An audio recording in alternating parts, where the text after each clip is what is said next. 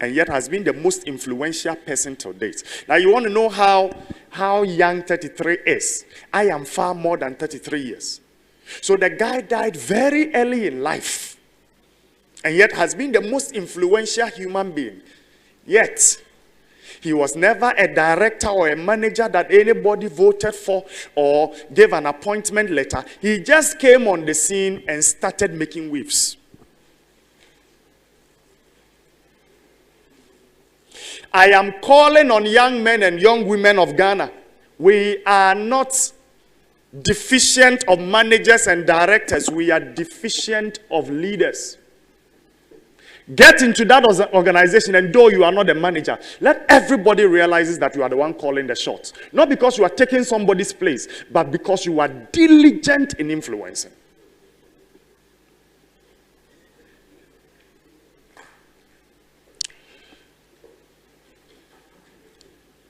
Let me try and move quickly so that I can finish soon. There are a few limitations to we availing ourselves to lead. For a number of us, when we talk about leadership, that's why I talked about why we talk about this whole thing. Because for a number of you, you don't see why this is an important topic. We're talking about money. Investing, the main thing is to make some good money and get some good class. Why do we talk about leadership? Are the things I've talked about. But why are we usually limited in thinking that way? Number one, a lot of people limit themselves and don't avail themselves for leadership because of what I call lack of self-belief. Can you say that together? I want to hear it again. You have never believed in your abilities. Never. And a lot of us, that comes because of our failures. The way you failed exams in senior high school. As a Victor, actually, this is not my group, or my mates are in level 300. So your self-belief is crushed because of your failures in the past. So lack of self-belief. You don't believe, if you sing here, you don't even believe in your own singing. When they tell you to be a lead singer, you always hide in the back. Some of you can be very good public speakers, but you don't even believe in the quality of your English language. Well, I'm a bro for no papa. You don't believe in yourself. That's why you never take a step forward. But I came here to tell you guys, the people who do the things you see them doing in leadership and in positions, most of you sitting here sometimes have even far more than they have. Number two, most of us limit ourselves, thank you, because of a wrong view of what we need before we can lead. Very wrong view of what we need before we can lead. I met somebody who had the results from WASI, and there were a few of the results that were not that good. And the person stayed home for a long while. Then later we got to realize, when we consulted somebody who is an academic person, he said, no. These results could have still taken him to the university. What kept him at home? His view that the standard of what the university requires is too high kept him right down there. How many of you have had an exam or a quiz you had to write? The way the thing looks so difficult, just ask for this course, so you begin to study the difficult portions of a course. Then you go and they put the thing in front of you. Paper near full. And so wouldn't to me. Have you had that experience before?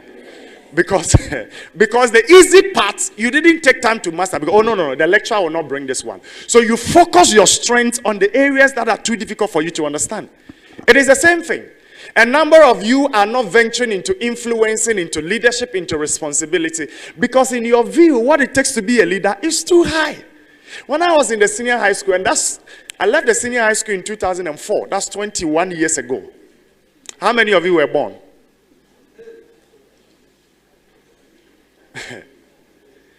And one of the things that I remember those times, that when I stepped out for leadership position in the school, one of the things that held me back was that I felt the people who qualified to take that role, I don't fit into their body, how they look like,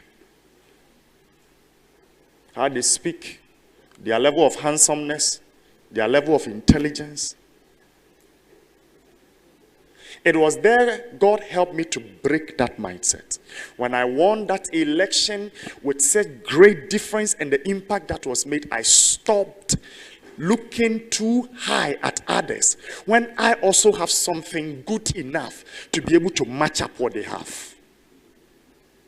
Stop considering leadership to be up there, that I don't have it until I get there. The little you have today is enough to start something to influence. Number 3, personality type. Sometimes our personality types are a major inhibition to our ability to come out to lead. Especially those of us who are very laid back. We don't pay trouble. Since you came to campus, even your roommates, you hardly have conversation with them. In the class, you don't contribute to any conversation. The lecturer always sees you to be very quiet. People like that hardly bring themselves out to lead.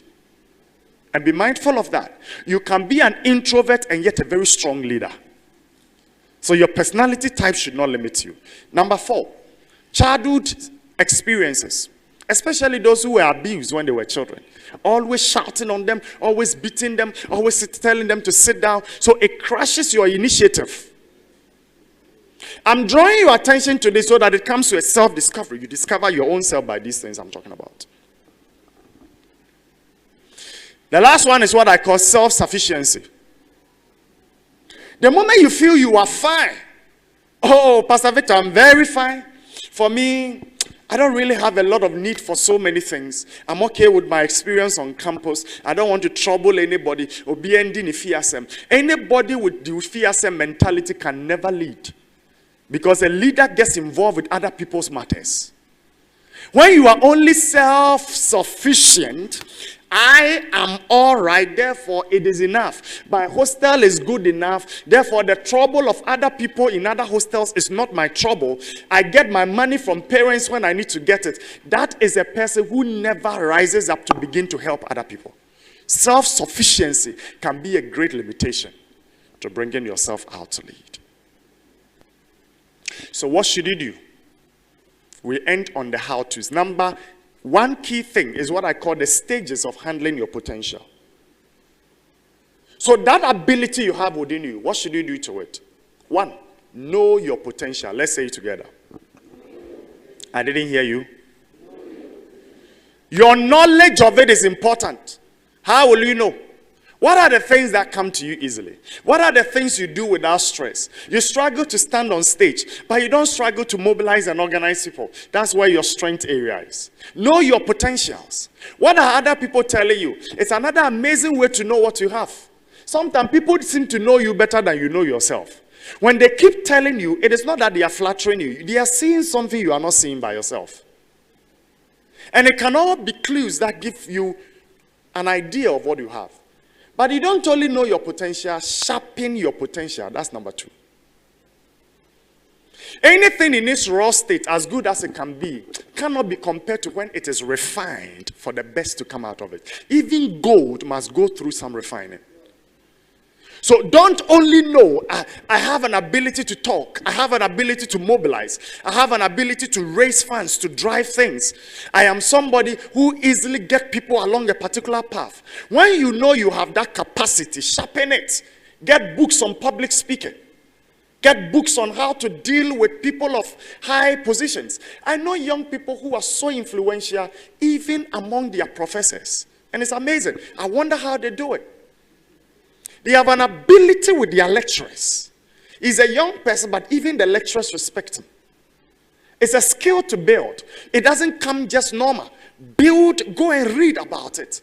Your data must be put to good use. When you go online, watch short videos that talk about those aspects of your life. This year, I have something I'm studying on. With a few traits of what God helped me to realize that this is an area of my call. Now I want to read in that area. I want to sit under the teachings and ministrations of people in that area. So don't only know your potential, sharpen your potential. Number 3 is what is the main topic here. Unleash it. Unleash your potential. So you know it, you sharpen it, you release it. You unleash the potential.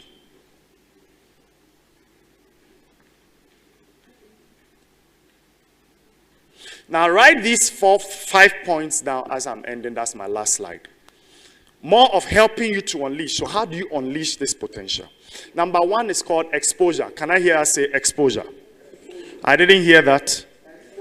If there was one thing that changed me on the University of Ghana campus when I was doing my first degree, it is a thing called exposure. I was amazed when I came to first year. You know, when you are coming from senior high school, everybody has his own level of belief, especially when I was a prefect far back at school.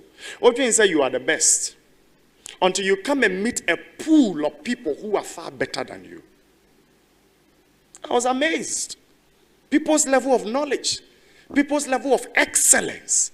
A man fortune with a certain level of excellence. What it does to you is that what you could have learned by a whole 2 years course, by simply getting into an environment where people are doing it well, you can just pick it in 2 weeks. It's called exposure.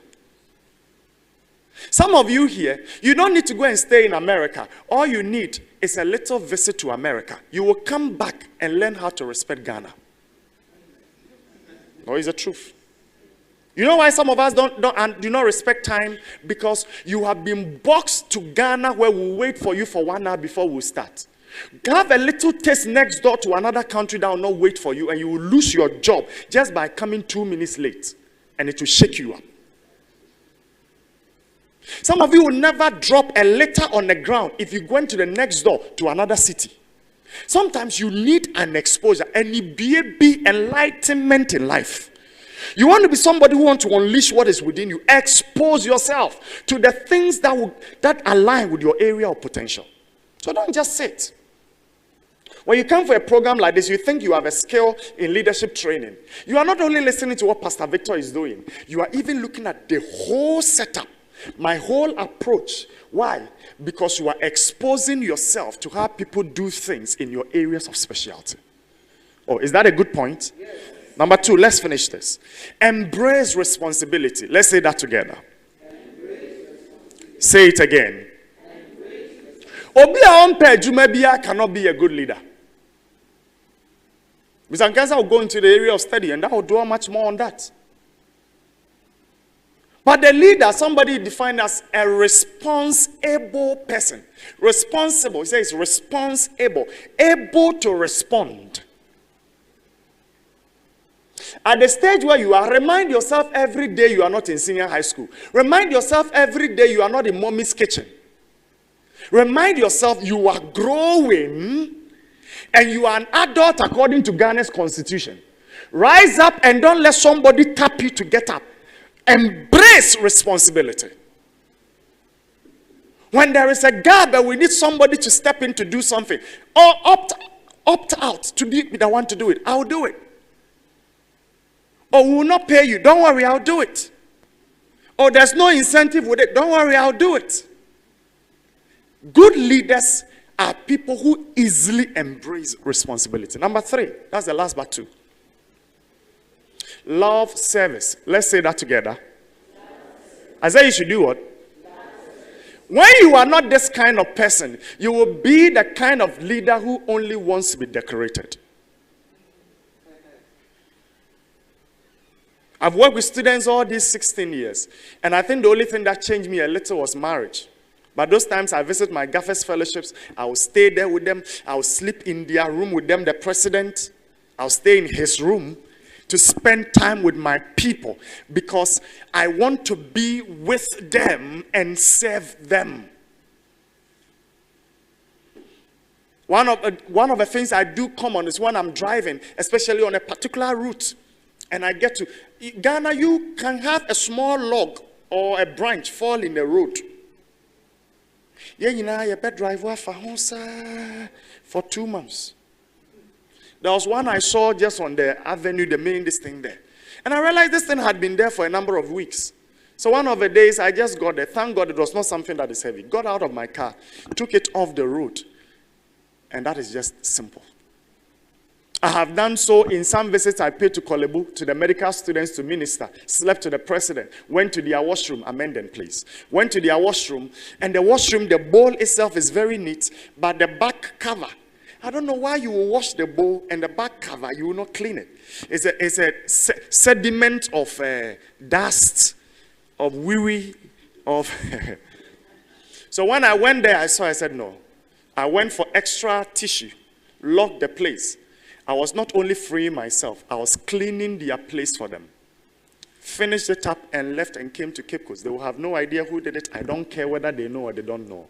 But the true leader is one who is a servant at heart. You love to serve. Last but one. Love people. I said do what? Love. I want to hear that word. Do what? Love. Say it well. Do what? Love. Any of you here who go into contesting for SRC, JCL, and you are thinking just about yourself, you are worse than the most wicked person. Listen to me well. Even you see here your small politics, you find a way of rigging elections. No, how much will UCC coffers give to you to eat? That will be enough for you. That you will be in office to embezzle 50,000 cedis. Now, you are too cheap that your value is 50,000 cedis. The money I need is not 50,000. No. 50,000 is too small. That when I see 50,000 and loving people, I will choose to love people because when I choose 50,000, I belittle myself. It is like a girl that will sleep with a man just for a gift of 2,000 cedis. You have said you are as cheap as 2,000 cedis. If you want to be a leader who unleashes your potential, be somebody from today who genuinely love people. Don't use people. Politicians use people. Tell yourself, I will not use people. I will love people. I will think about them. I will sleep thinking about what to do to solve their problems. And your name will always be mentioned. Finally, to unleash your leadership that is within you, desire for change. I said, do what? I want to hear that well. Anybody that is satisfied with the status quo never does well in leadership. Leadership will always say, this is good. How can it be better? This is not good. How can we improve? People who only complain are not good leaders. Good leaders are those who see the problem, will talk about it, and then will take an action that will lead to changing that situation. When you are satisfied with what is, you never take a step to change. And when you have no desire to change anything, you don't bring anything new. So there's no quest for what is upon your life. True leaders are those who look at what is there, even as perfect as it is. They ask themselves, how can we make even the perfect better? And by doing that, it gives expression to your leadership that is within you. I hope I've taught you something. I hope that you'll brood over this. And one day when I meet you, you can make reference to what I've shared. Thank you very much, and God bless you.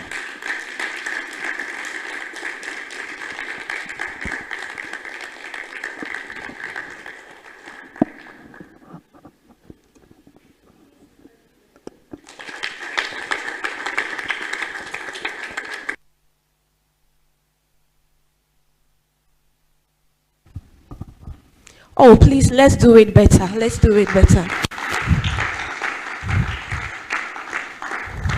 God richly bless you, Daddy, for such a powerful word. So I believe you've really learned a lot.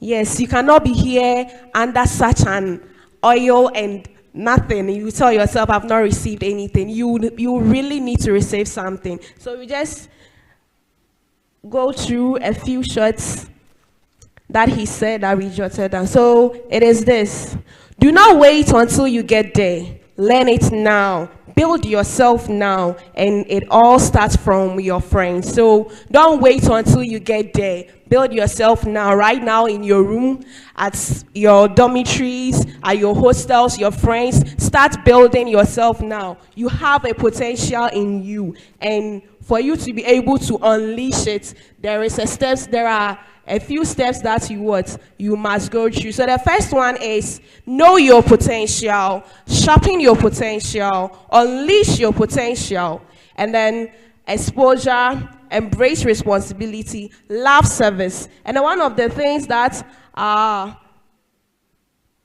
One of the things that he said was, a true leader is one who have people what? At heart. Love people, desire for change. Thank you very much. We are really blessed to have you.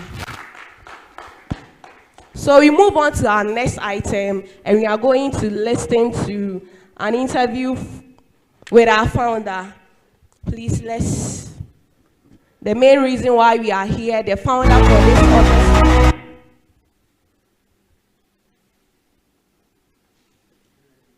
Yes.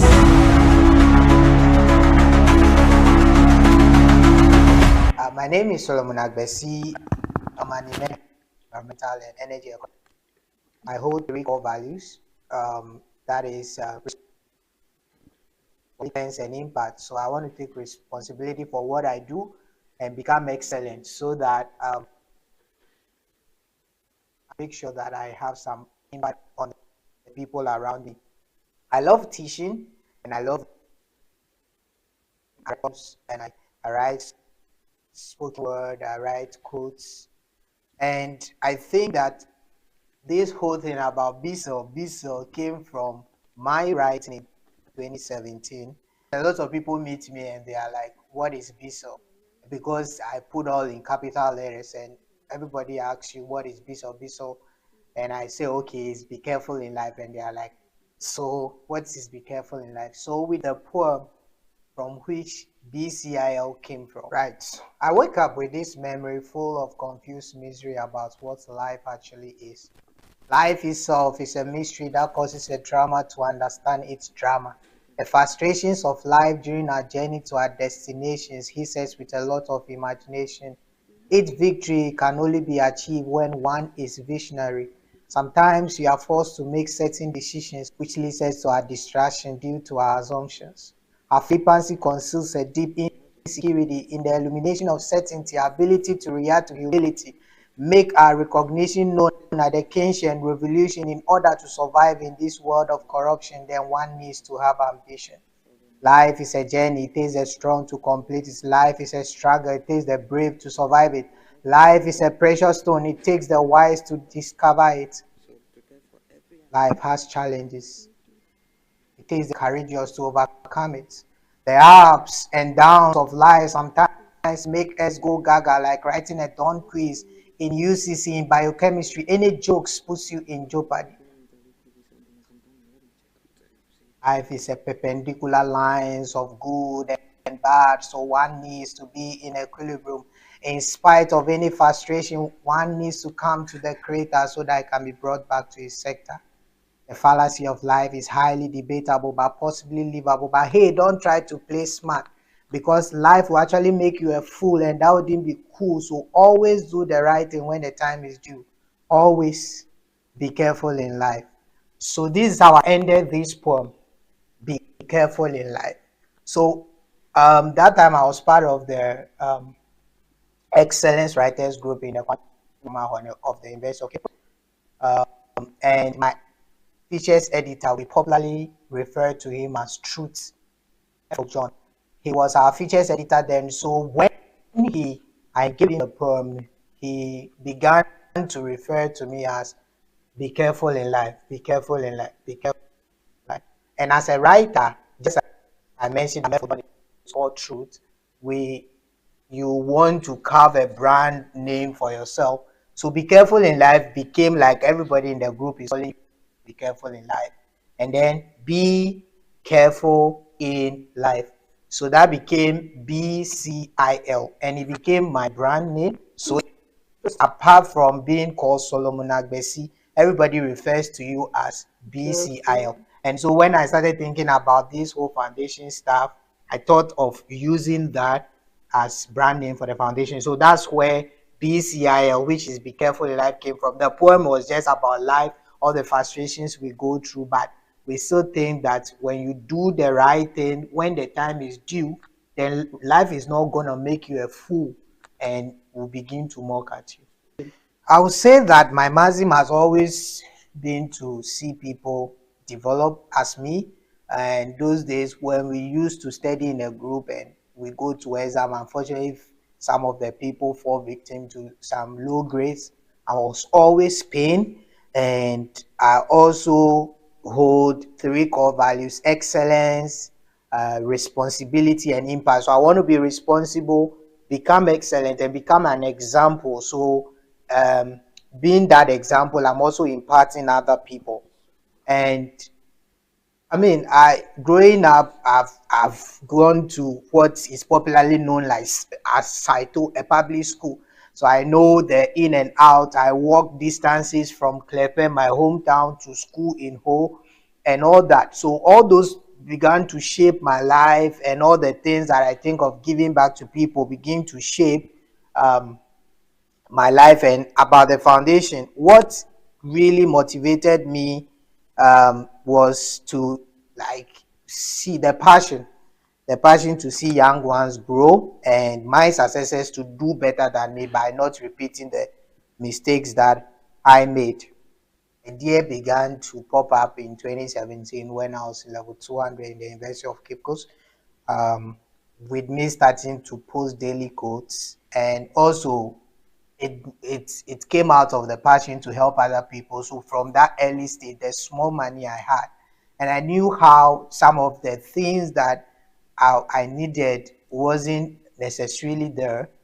And we started doing what I call from my own pocket, buying pens for JHS students who are just about to write basic education certificate examination from that time. So I mean, we didn't really know where we were going. We were doing something, but we didn't really know where we were going. Because I started in level 200, well, I was on campus and the hundreds came and people were looking up to you and all that. And my brother also came, so I had to be that senior for him. And so we started with small mentorship, teaching people about how to go around life.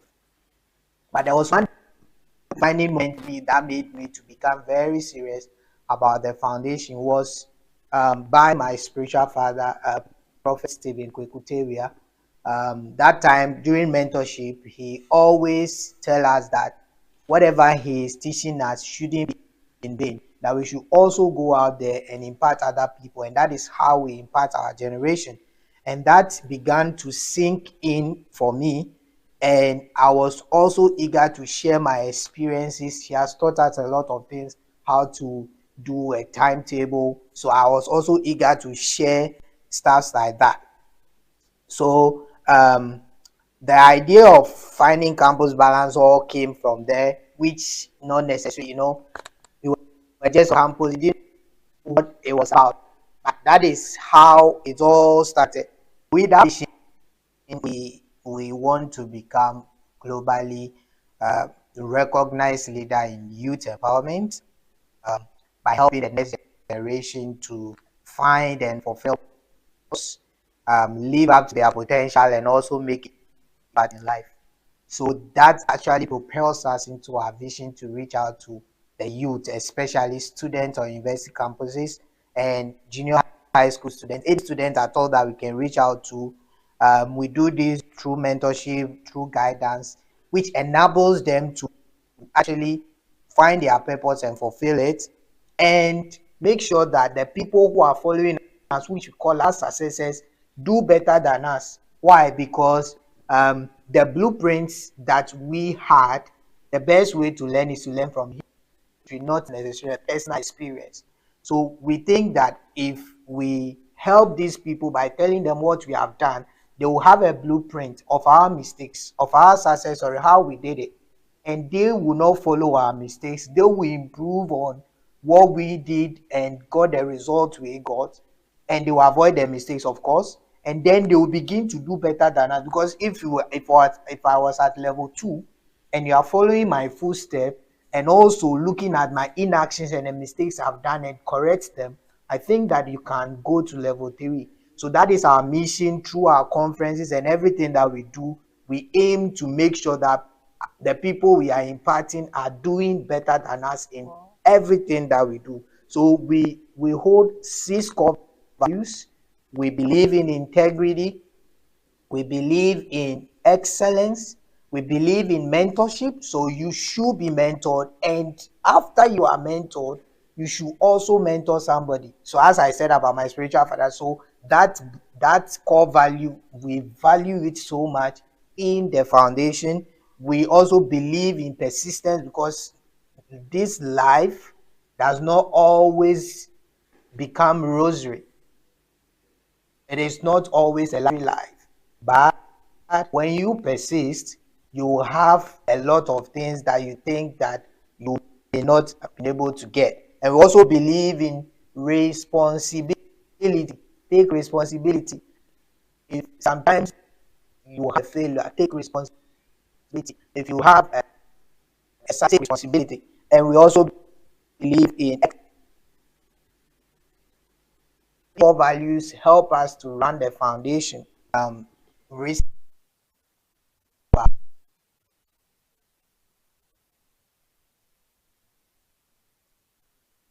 a Dean's Award for high academic performance. That's one of, and they are also trying to help other people to repeat the same. At the recording of 4.0s, I think even before this interview today, I had someone send a result to my DM, and it was 4.0 for the last semester that she took the courses. So I think it's one of the things, the testimonies that we get every day. I will say that the fulfillment we get as well. So we're not only doing this to show the public what we are doing, but we ourselves, anybody that is part of this foundation, partner to the foundation, really get some fulfillment from what they are doing. Find different aspects of campus life, that they are not only fixated on academics. And this came about because I was reflecting on my 4-year stay in UCC, and I realized that there were a lot of things that I could have done better. I could have studied more, accept more, made a lot of connections, which I didn't. I could have entered into a good relationship, but I didn't. So all these things gave me opportunity. With this reflection, I began to think about, so if the foundation's aim is to help the young generation not to repeat what we did, the mistakes we did, then finding campus balance is a way to go. So that's what it came about in 2022. We had that first edition, and our fourth edition is going to happen in February of 2025. And I want to use this platform to say shout out to all my executive board, Judah, Desmond, Abel, Vic, Naomi, Beatrice, like all the people I help. Drew, Prophet, and everybody in all the departments I help us. But these were people that were hard and helped the foundation. So one lesson I've also learned is that without people, your vision is dead in the medium term. Into beyond the University of Cape Coast for the next edition. We have people joining online from the Accra Technical University. We have people, one of our executives, which I forgot to mention, Caleb, BCIL, University of Education, Winneba. We have people from the whole Technical University who will be joining. So we aim to expand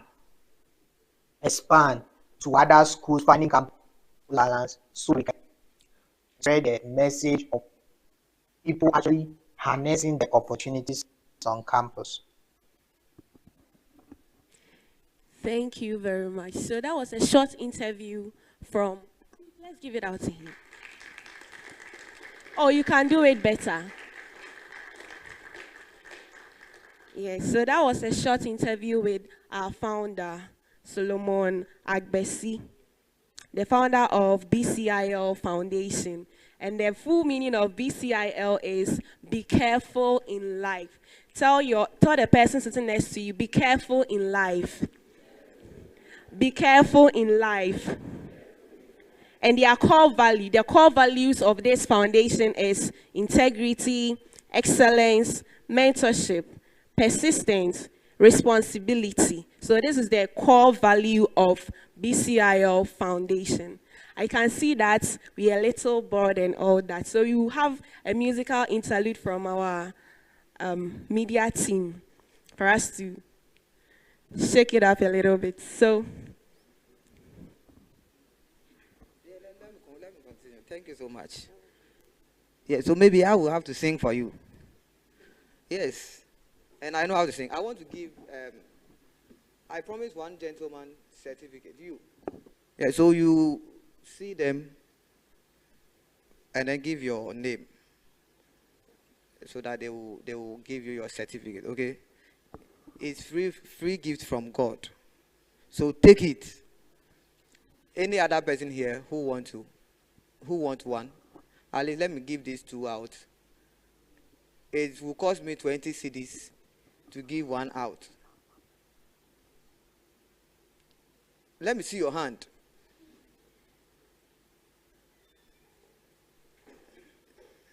Everybody here must get one certificate before you. Don't go for programs when they are giving sets. You leave. Make sure you get some. I want 3 people, just 3 people, to share their highlights so far. But by the way, the entire video that you watch, this is just the abridged version. The entire video is on our YouTube channel, which is BCIL Foundation YouTube channel. You can check it. BCIL Foundation is there, so you can look at it. And then we are also streaming live on Facebook. We have audience online. You can also follow our Facebook to share and then also like.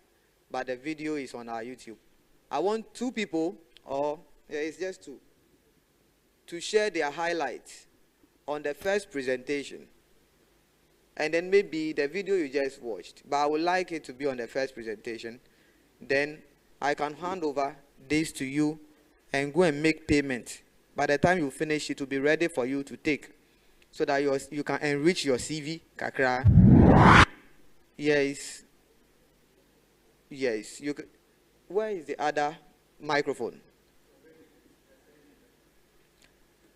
I wish you could scream. Yeah, you could do that, right? They are bringing the microphone. Where is the next person? In fact, can you come out? That would be very nice, so that we can capture you. Hello, please come out. 20 cedis, you want to take it just like that, sitting down? No, I will not. Where's the next person? Please, can he? Yeah. So, your highlight. What is your highlight of the presentation?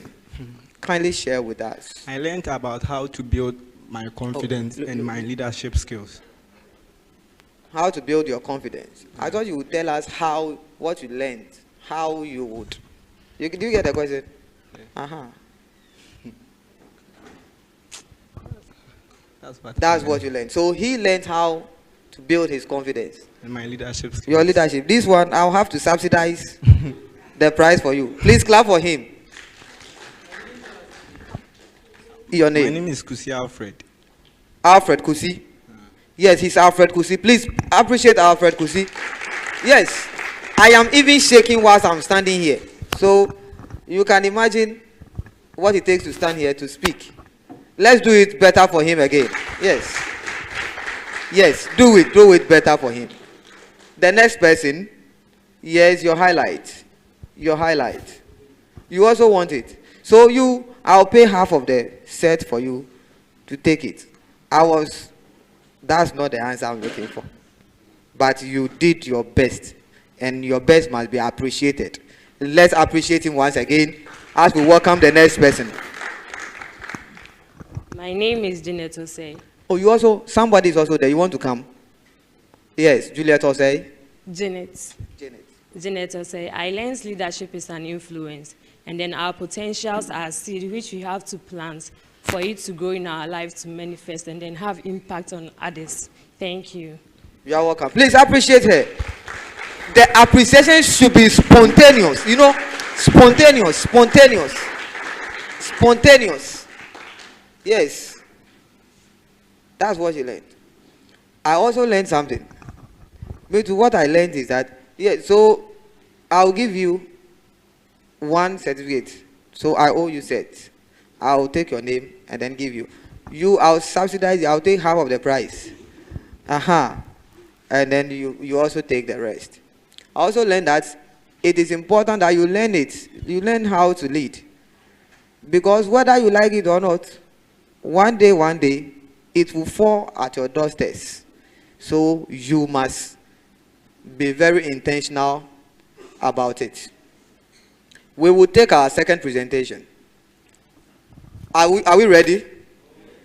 Are you learning something? Let me see if you are learning something. Let me see your hand. If you have taken notes, let me see your hand. Yes. And don't look yourself in the mirror and just move out, not knowing what you have studied. But when you go out there, start practicing what you have learned. I said the YouTube channel again is BCIL, BCIL Foundation, and you have series of videos. The speaker spoke about videos that will improve you. Please, BCIL Foundation, BCIL Foundation, and then you can also follow us and learn few things that we do. We will have sessions after the program, but for now, let's focus on the program. And we will take our next presentation. Say next presentation. Are you ready for the next presentation? Are you ready? I can't feel you. Are you ready? Finding campus balance. Finding campus balance. Finding campus balance. Impact. God bless you. So we'll take the profile. You know, we have to take the profile of the person. Very, very important. So that you'll be aware who is speaking to you. It's not me. I will speak later. So let's take our next presentation. Can you help us with the introduction? Our speaker is very passionate about the things of God and have over the years made impact in the lives of many people, especially students.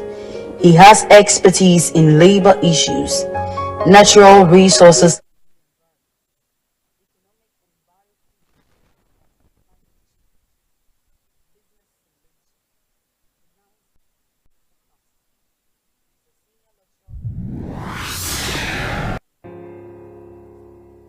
Our speaker is very passionate about the things of God and have over the years made impact in the lives of many people, especially students. He has expertise in labor issues, natural resources and the environment, economic and biophysical impacts of climate change, business simulation, finance and forecasting. He is a senior lecturer with the Department of Applied Economics of the School of Economics. His research interests cut across environment, natural resources, climate change, labor, finance and agricultural economic issues. He is married with wonderful kids. He is a teacher, counselor, role model and mentor. He is a proud alumnus of this great university and obtained his Master of Philosophy from University of Ghana. He is also currently pursuing his PhD in Resource Economics. Ladies and gentlemen, help me welcome Mr. Kwabna Nkansa Dafo.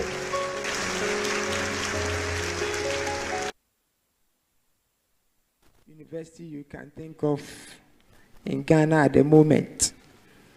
And I believe you maximize the opportunity of being here. And I want to salute Reverend Jabbar for the powerful presentation. Every year I learn something new from his presentation.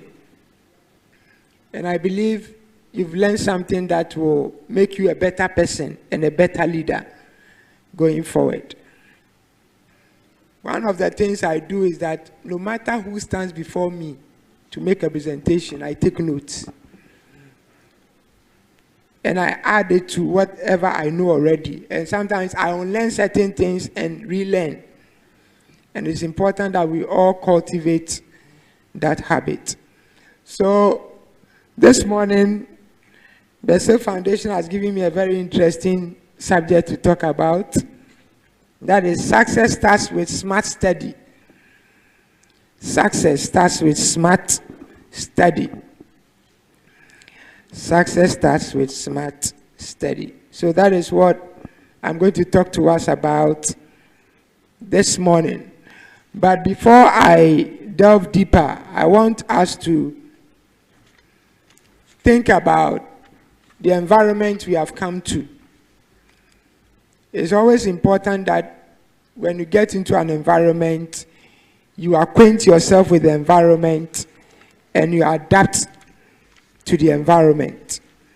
If you don't learn to adapt to your environment, it will be very difficult for you to cope well. So you ask yourself, where am I? I've come to a place in my life, and the place I find myself now is University of Cape Coast. But the question is, why am I in University of Cape Coast? What is my purpose here? What are the opportunities for me to take advantage of? What are the threats that could impede my purpose for being here? It is very instructive that you always ask yourself such questions. That I am here for a reason, or I'm here for a purpose. But then there could be potential dangers that could impede my purpose of being here. And there are a lot of options that will flood your way, and you need to make a choice. And you need to ask yourself, which way will I choose? Will I choose the right path, the right option? Will I take advantage of the right opportunities? Or will I deviate and choose the wrong path that will lead me astray from the purpose for which I came here? And you should understand that there is a time for everything. So a time came, your mom and your dad met each other, and their interaction gave birth to you. You found yourself in crèche, in nursery, in kindergarten, in primary, in senior high, in JHS, in senior high, and now you find yourself in the university.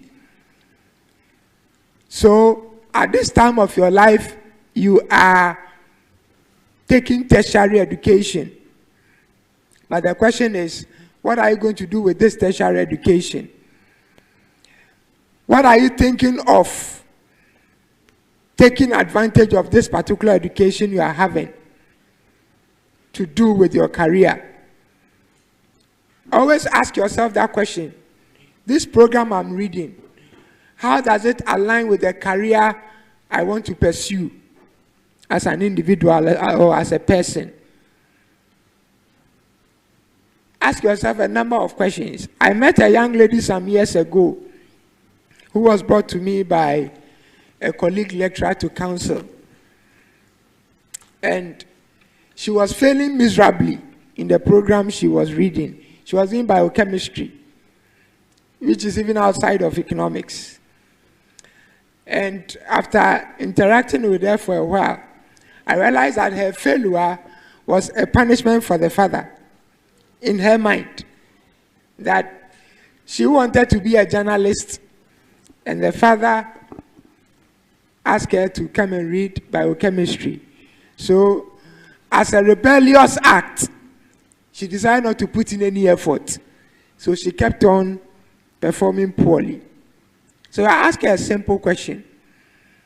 As a journalist, are you aware that there are specializations that you can pursue as a journalist? That you can carve a niche for yourself in a particular area of reporting? She said yes. So I said, this biochemistry you are doing now, are you aware you can build a specialization and do your journalistic work in that area? And she said, I have never thought about it that way. I said, you see, you may think your father is worrying you, but this can be a point where you can be one of the best journalists the world knows of, because you'll be reporting in a unique area that can make you a household name wherever you go.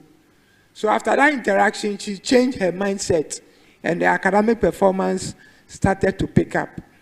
I don't know the purpose for which you are reading the programs you have been given, but whether your father asks you to come and do it, or your mother asks you to come and do it, is inconsequential. At the end of the day, whether you pass or fail is for you. It is not for your dad. It is not for your mom. It is your name that will be boldly written, attempted degree. So make sure that you put in the best effort you can and excel in whichever program you are here to read. Understand that this is a place of unlimited opportunities. There are so many opportunities available in tertiary institutions that you can take advantage of. It is an opportunity for you to hone your values as a person, to hone your personality, like Reverend Jabbar spoke about, to hone your leadership potential, to acquire soft skills beyond the lecture room. It is a place for you to have broader perspectives of life. So make sure you maximize these opportunities.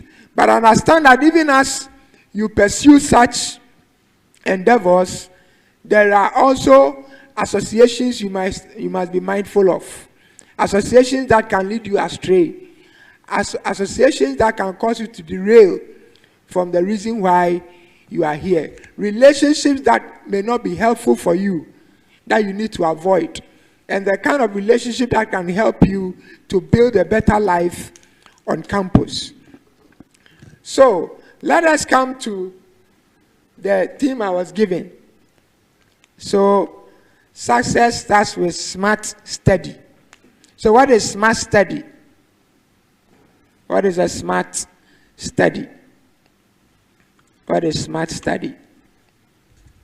So when we talk about smart study, we are basically talking about using efficient learning techniques or methods or modes, time management strategies, and cognitive science principles to maximize productivity and retention of knowledge.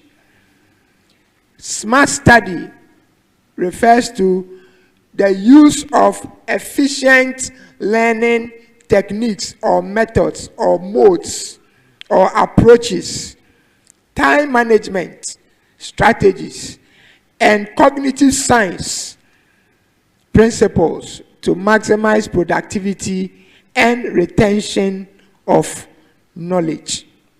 So we are talking about not just a technique, but a technique that works.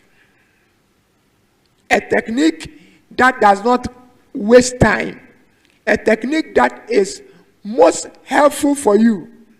A technique that is most useful for you.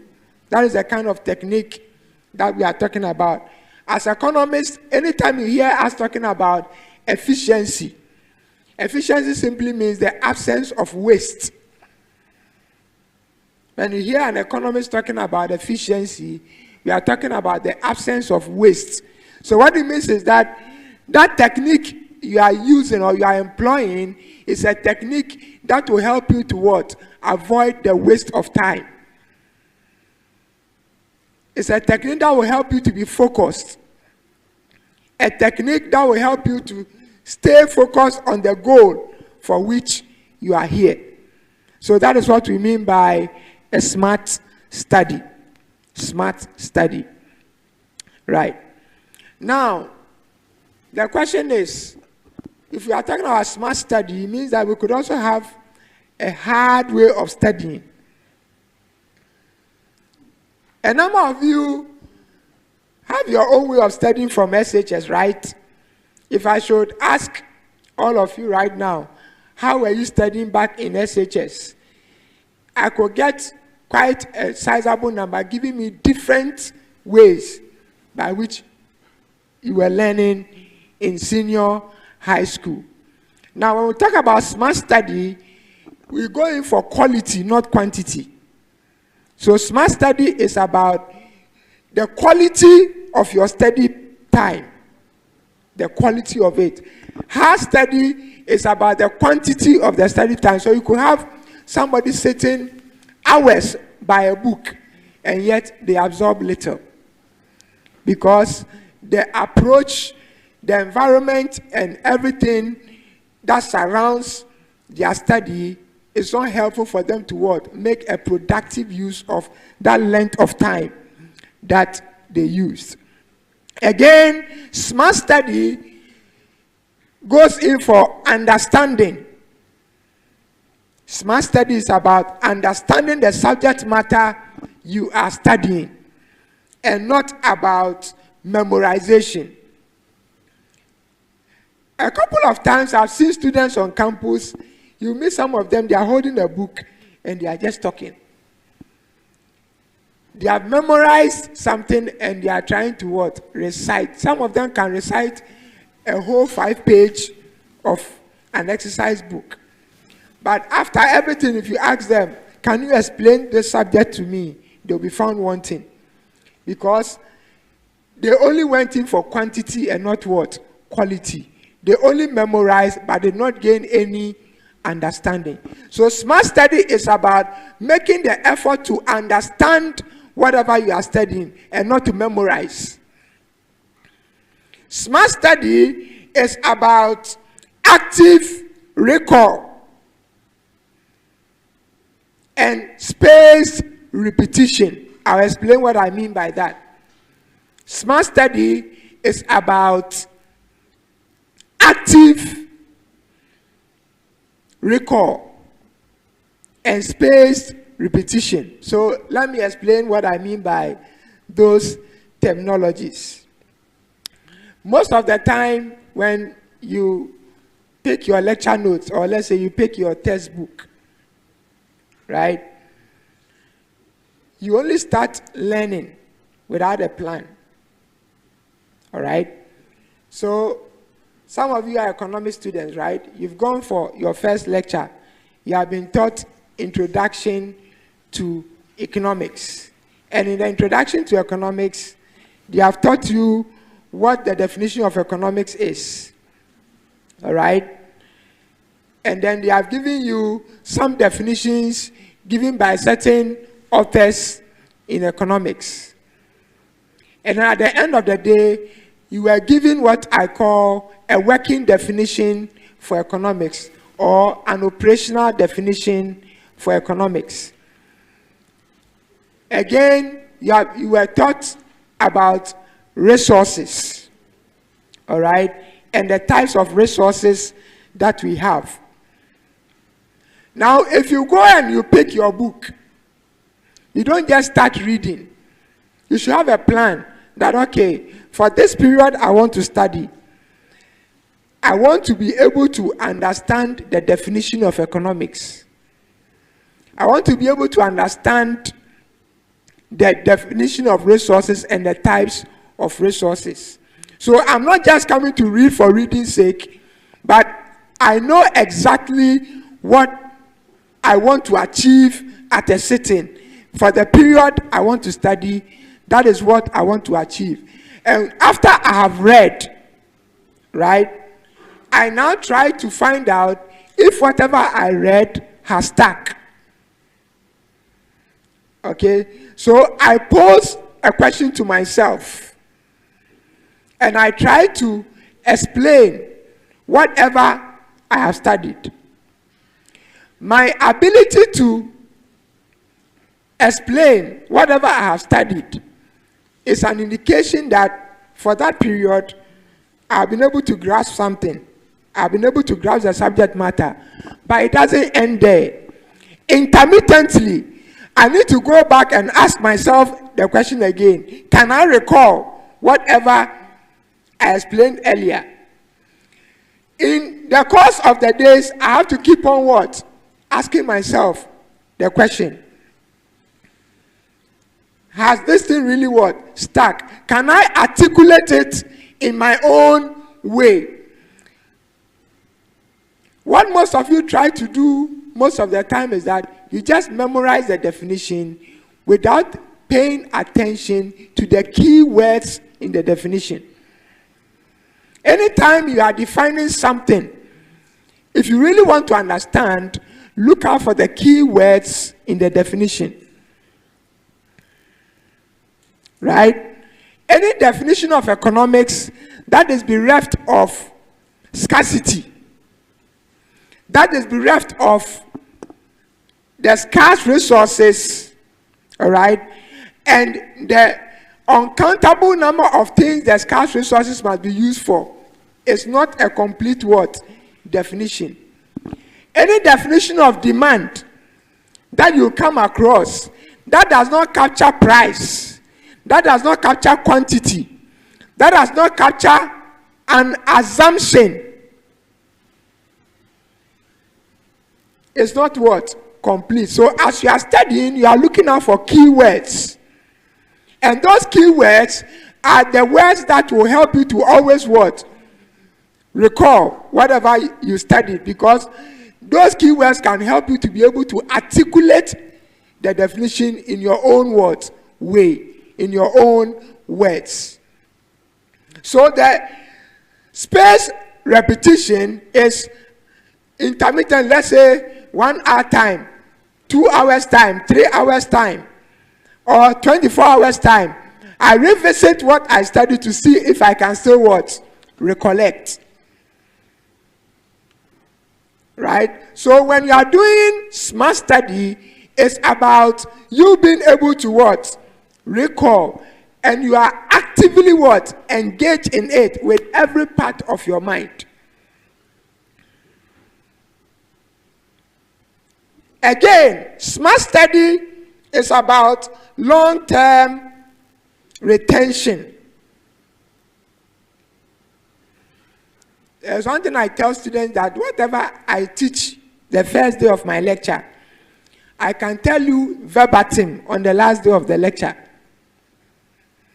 That is because I have taken the trouble over the years to make sure that I have arranged whatever I teach in my brain faculty. And that should tell you that your brain is a very powerful machine that can store information far more than a computer does. Only if you create the appropriate cells in your brain to what? Accommodate every information you give it. So make sure that you retain whatever you learn. It should not be the case that you have been taught in level 100, and as you proceed to level 200, the lecturer comes and expects that he or she is coming to build upon whatever you've done in level 100, and you can't remember anything you did in level 100. It means that you never did smart study, you did what? Hard study. So you never understood anything. You only went in for quantity. You have gotten a good grade, but you still know nothing. So make sure that you always going for what? Smart study. So it is not about long hours of studying, it's about what? The quality of your study period. How much you are able to what? Absorb and retain is key when it has to do with what? Smart study. If you are doing hard study, you keep on cramming things into your memory. It's not helpful. It's not helpful. So make sure you go in for a smart way of studying. Now I want us to look at some key principles of smart study. Some key principles of smart study. The first principle is for you to set realistic goals for yourself. Set realistic goals for yourself. So we are all students. We are reading courses in a program. And these courses have been divided into semesters and have been divided into levels. So we have courses we are reading in first semester, level 100, second semester, level 100, first semester, level 200, second semester, level 200, in that order till 400. Now, at this point, most of us are in level 100. And in level 100 first semester, there are a number of courses you are reading.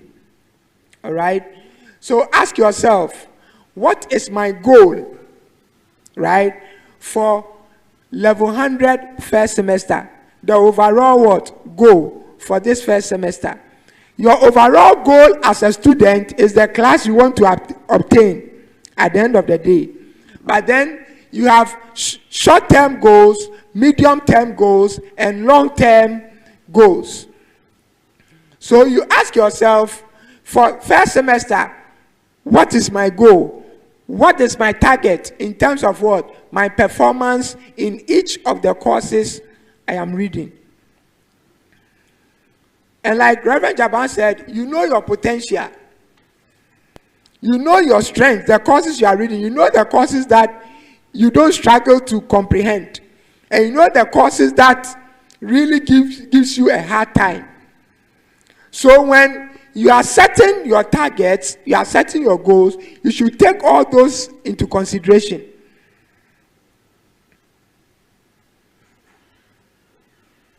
For example, some of us may not like mathematics-related subjects. And there are others who may love it. Some of you may also not like reading subjects. But then you have to do all those courses whether you like it or not, because they are part and parcel of the program you are reading. And if you are aiming at a very good class, it means that you need to perform well, even though they may not be your favorite courses. So set goals. And the goals that you are setting, you know your strengths and you know what? Your weaknesses in each of these courses. So when you set your target, let's say you pick communicative skills, which is a university-wide course, or information literacy Information literacy and technology, or ITS. All those courses are courses you cannot avoid. They are unavoidable for all first-year students. So you pick the course and you ask yourself, what grade do I aim to achieve at the end of the semester in this course? So knowing your strength and your weakness, you can say, okay, for communicative skills, I am aiming at a B+. Based on your capacity. For others, it may be an A. For others, it may be what? A C. Because they know themselves that grammatical expression is a problem. Identifying between a phrase and a clause is a problem. Identifying between ambiguity and dangling modifiers is a problem. So, they know their level. So you set the target according to what? Your capability. Don't go and set a target you know very well you can't achieve. So when we are talking about setting realistic goals, in other words, we are saying that set achievable goals. Set goals you can achieve. Again, after you have address that level, now you come to each of the courses. How do you study these courses? What strategy are you going to adopt to study this course to ensure that you understand the course?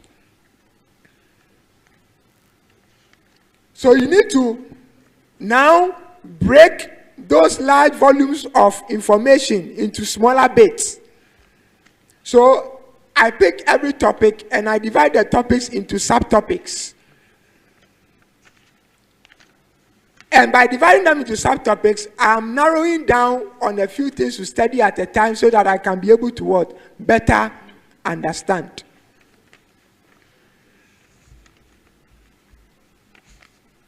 So, set those targets, break the courses down into manageable levels to help you to be able to what? Comprehend and be able to recollect whatever you study. And then secondly, prioritize your task. So, understand what is more important and what is less important. One thing I have come to understand in life is that many a times we think everything is important and we waste so much time on things that are not relevant. So, always ask yourself, if I have only one task to achieve out of the whole lot, which one will be the most important for me to achieve, given the limited time I have? So that it can help you to scale down. There are a number of activities we engage ourselves in. But as a student, you need to pick and choose which ones are more relevant and which ones are not what? Very relevant. And you focus on the relevant ones.